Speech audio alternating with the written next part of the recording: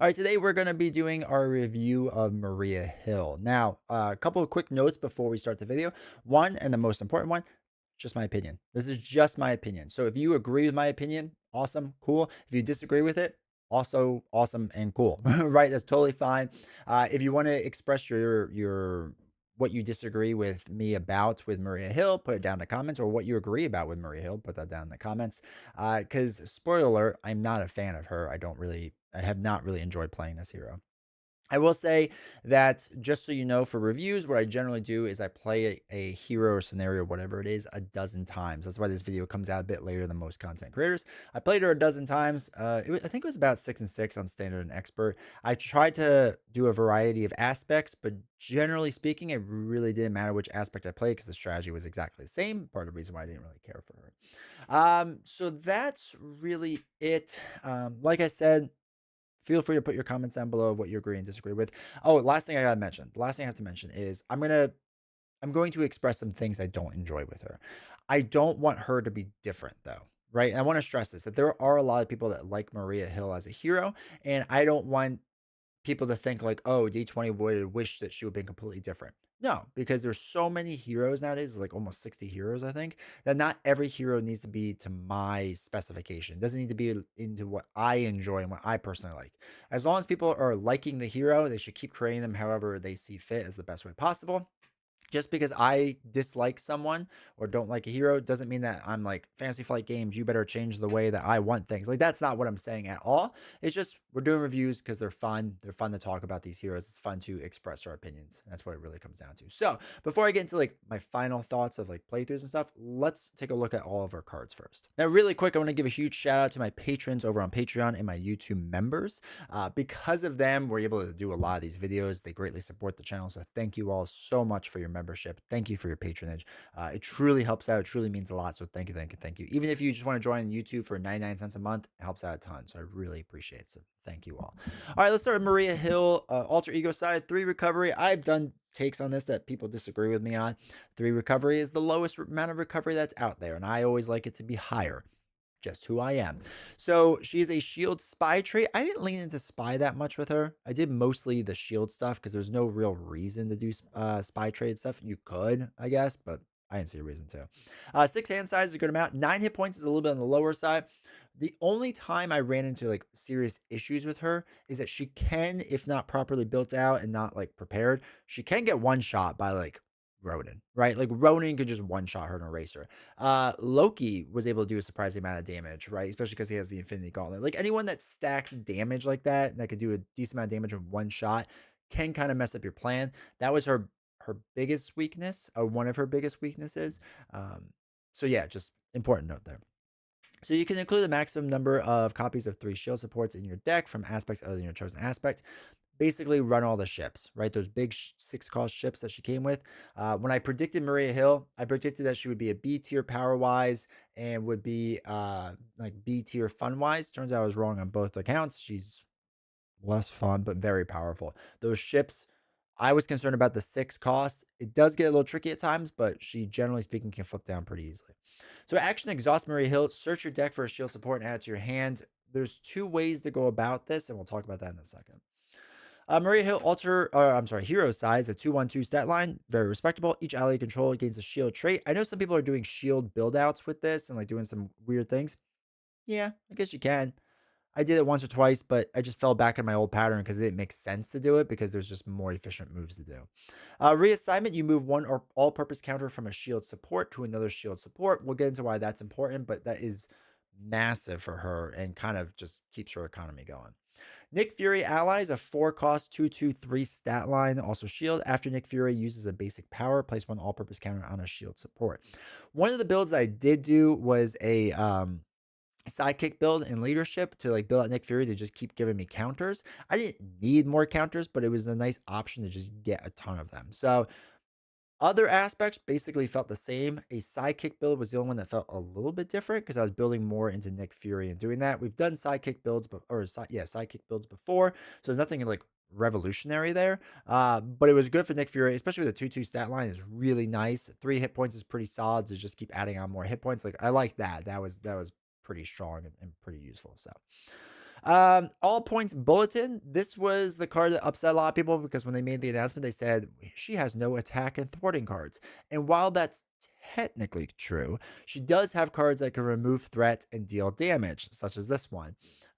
It's I get it. I'm a YouTuber, so like I'll make comments like that where like, yes, my thumbnail is technically true, but which people consider it clickbait.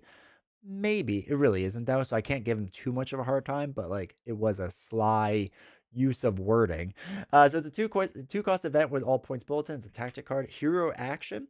For each shield support you control, choose to remove one threat from a scheme and deal 1 damage to an enemy. So you could stack a lot of damage, you could stack a lot of threat removal, you can mix and match them depending on how many shield supports you have. Generally speaking, I was getting, like, 5 supports, 6 supports out there. So 2 for 6 damage, 2 for 6 threat removal was pretty good. Not combined, right? Like 2 to 6 threat removal or 2 for 6 damage. Or you could split them if you want to do like 3 and 3. That's totally cool too.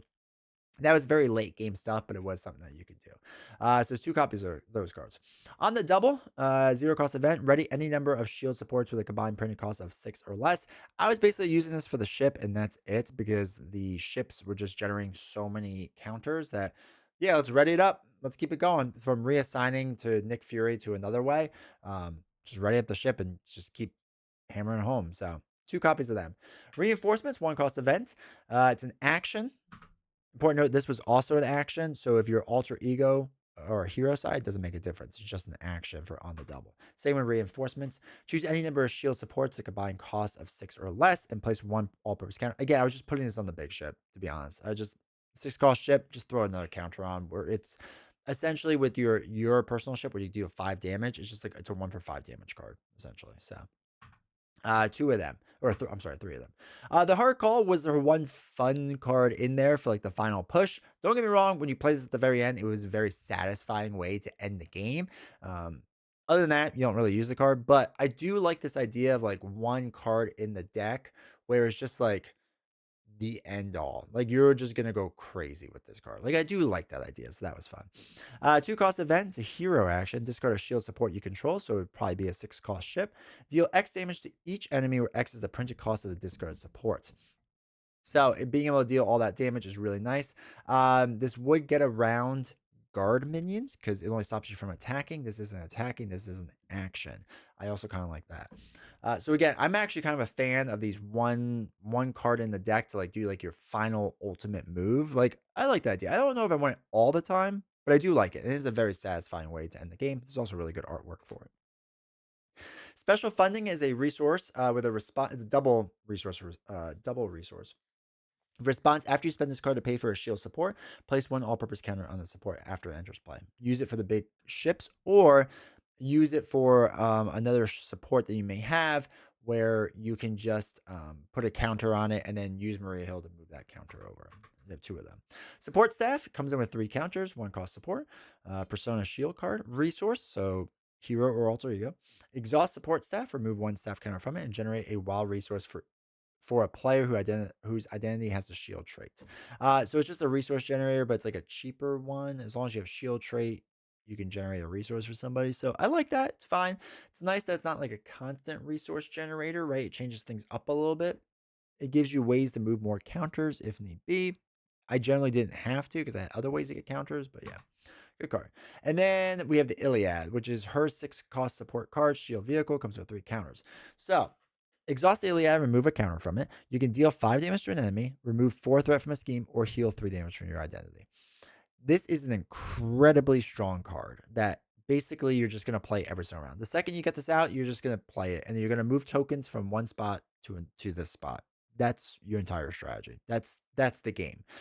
We'll get more into this in my final review, but basically you just get in loop patterns where you just play a card that has counters on it, either in shield or not shield, justice or leadership or whatever, and move a counter onto the Iliad, move a counter on a different ship, exhaust the ships, do the things, reset, play whatever cards are in your hand to generate more counters or play a card that has counters on it, exhaust these cards, move counters, Yada yada. Like that's it. That's the entire play pattern of what you're trying to do. And because you can get this ship like on your first turn, it's very easy to build out with it.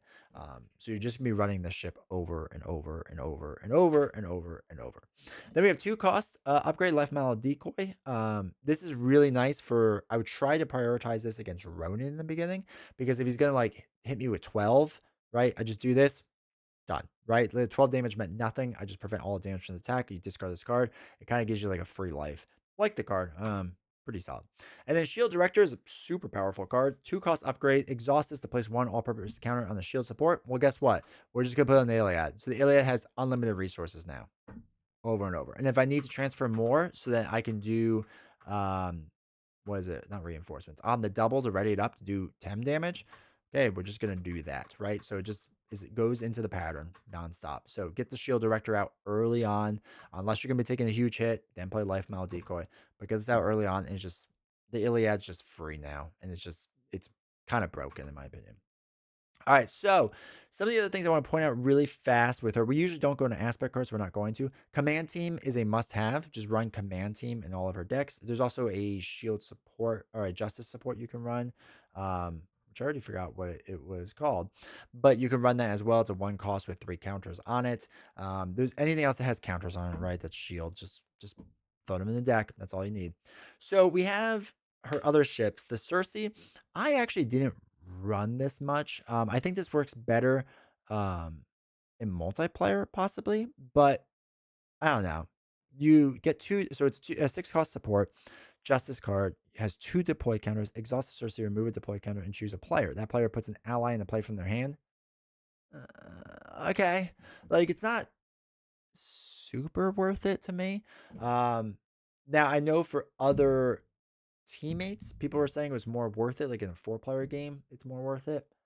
Maybe.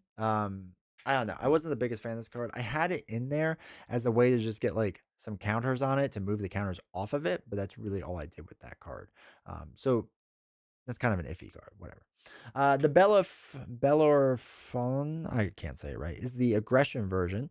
6 cost support, shield vehicle, 3 counters on it. Exhaust the card to remove 1 missile counter and choose a player. Deal 3 damage to the villain. Each minion engaged that player, discarding all tough statuses. The toughs are the big part of this. But dealing 3 damage constantly to everything on the board. Well, on like your section of the board or your teammate section of the board. Absolutely nuts. Super strong card. I was basically just playing this over and over near the end. But there's a couple cards I'll show you in a second. But this is just super strong at the end, or you just wait until you get a bunch of minions out there and you just erase the minions, right? If they have guard, it throws a little bit of a wrench in it. But if they don't, then you're still dealing damage to the villain as well. Super strong card. The Douglas, 6 cost support. This is a Justice version, shield vehicle. Exhaust the Douglas, remove 1 counter from it, remove 2 threat from each scheme, and ignoring any crisis icon in play. Again, if you were dealing with like Red Skull, it's kind of interesting because you can just clear out the side scheme and keep the main scheme down as well. And if you have a player side scheme as well, like it's good in that sense. But the Douglas was also another one I did not prioritize much. I didn't think it was super strong or super worth it.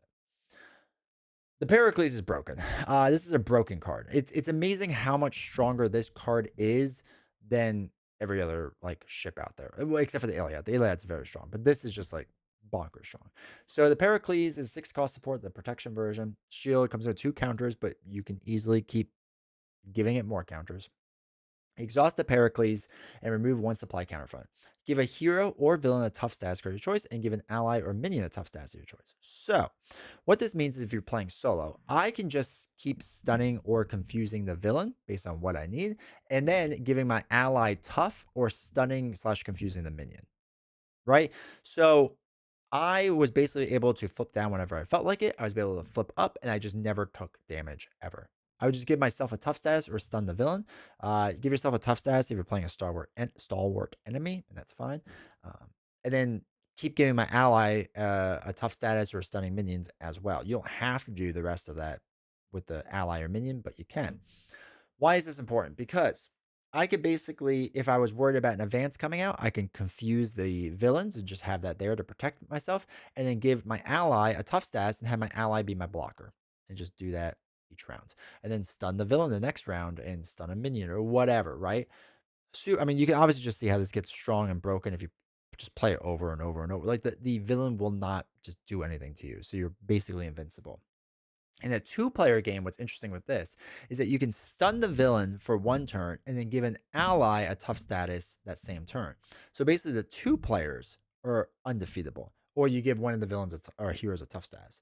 So basically, the villain doesn't activate against one of the players, or they activate and it's just a tough status card that they get thrown into. And then you have the ally block for the other player, and you just do that over and over. Like it covers two players super strong. It's broken, especially compared to the other um, ships that are out there. Like this is just bonkers broken. The attack ship is obviously very good too, but this is just next level good. And I'm really shocked that it got honestly past playtesting. It's too easy to exploit. Now I know for 3 and 4 player, there's a little more interesting challenge, but even so, you should have a protection player that's basically defending for at least one player, maybe another player. Like then everything is covered by 2 players. Like, and no one should be taking damage ever. It's a super strong card. And I know I've saw people too that say, hey, like if you think the ships are too strong, like just don't use it. I don't play that way. I don't believe in playing that way. It doesn't make sense. Like it doesn't make sense to purposely handicap myself to make the game more balanced. I'm not going to do that. You gave me the tools. I'm going to use the tools to play the game. I know there's people that would disagree with me on that, and that's fine. You totally can.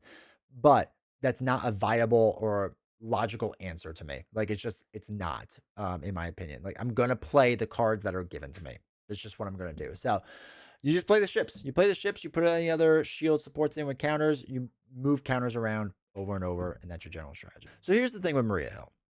I think there's a lot of people that like the strategy of where to put counters and where to move things around and kind of this management style game. And that's cool, right? That's totally cool. If you like that, that's totally for you. And Godspeed. That's amazing. For me, I had the same exact pattern. I tried to, for testing purposes, force myself to do other things, but I just fell right back into the ship pattern because it was obviously the strongest one. Like there was again, I don't like purposely hampering myself or my card pool just to help balance out a game. Like the game should be balanced regardless. It shouldn't take it upon me to purposely not use cards to balance out a game. I just don't believe in that. And again, I know there's people that disagree with me. Totally chill and fine. I'm just letting you know where I stand on things and where other people also stand on things because I'm not the only one that thinks this way. So here's the thing. I got super bored Maria Hill super fast. I think you can watch on my initial playthroughs on the live stream over on twitch.tv/D20 woodworking. And right away, I was like, okay, this is the pattern and we're done here. Like you just do the pattern over and over and over. And if you follow this channel long enough and you know what I enjoy making interesting decisions throughout the game. Um, we'll get into the Nick Fury hero review in a little while. But there's interesting decisions there. Scarlet Witch is my favorite hero because there's interesting decisions, or at least decisions to make. With Maria Hill, I never felt like I was really trying to make any decisions. Like, yeah, sure, I had to play whatever events or whatever's in my hand, but it was generally for the purpose of how am I going to move these count? Not even how. So the purpose of I'm just going to move these counters around. Am I going to ready up as well? Do I need to generate another counter? Do I need to put in another ship so I can move more counters? Well, it wasn't even like a challenging thing. It was just like, okay, how am I just going to get myself more counters? Oh, just play this easy. Like there was no thought process to it. And literally the vast majority of games was just me kind of like leaning my hand on my head on my hands and just kind of like sliding counters around, doing the same thing over. I didn't care what the villain did because with the Pericles, it didn't matter. Nothing about them mattered. I was hoping stalwart villains would slow them down or slow me down a bit. It really didn't. I just gave myself a tough status. Now, if it's a stalwart and an overkill, or I'm sorry, a piercing villain, it actually affected me a little bit more, which was nice. I just constantly blocked with Maria Hill or allies, and that's kind of how I got around that. But the villains that have that are very few and far between, even with the mod sets that are out there. So I just kind of just sat there and moved counters around and was just incredibly bored the entire time. Like I don't know how to say it nicely. Again, I love this game. It's my favorite game of all time. I want Marvel Champions to succeed. I want everything to succeed about everything. Uh, but this is just not enjoyable. Like I was not having fun. At the end of the day, I play Marvel Champions to have fun, to play a game that I truly love and enjoy. And I didn't have fun, just flat out. And to the point that we haven't done our tier rankings yet. We'll do it at some point. People are asking, is Doctor Strange finally going to be dethroned? There's a solid shot. I want to play a little bit more Strange, play a little bit more Deadpool because it's been a little while, and to get a fair apples to apples comparison for me personally. play them again, play Maria Hill again, and make sure I solidify that. But she is definitely one of the 5 worst heroes for me, is down at the bottom. And I have no problem saying that now because there's no way she's gonna come out of there. Again, it's not for me. Now, I know there's people out there that love her and they're probably yelling at me and arguing with me. That's totally cool. I'm 100% happy she exists for those people. I know that there are a lot of people that really love Maria Hill's design. They like what she's doing. They like the options. Totally cool. And I'm happy she exists. This is not me saying Fantasy Flight Games, you need to change your design and never do. No, that's not what I'm saying. There's a ton of heroes out there that I love and enjoy, and I still enjoy playing to this day. And if there's some that are just duds with me, totally cool. Because spoiler alert, the other one in the box is very enjoyable for me. So 1 out of 2 ain't bad for me. So anyway, that's my review. Again, feel free to put in the comments. Be kind to each other. I know people are going to get mad at me and yell at me. That's fine. But at least be kind to each other. Because I know there's people that really dislike Maria. It doesn't seem like there's too many people in the middle that are like, she's okay. Like people either love or hate her. It's a very interesting dynamic. But anyway, so that's my thoughts. Not a fan. I'll play now and again when I have to, but I probably won't play her really ever again for fun. So anyway, do me a huge favor, make sure to like button, hit subscribe, turn on notifications. Let me know your thoughts down below, and I will see you all next time.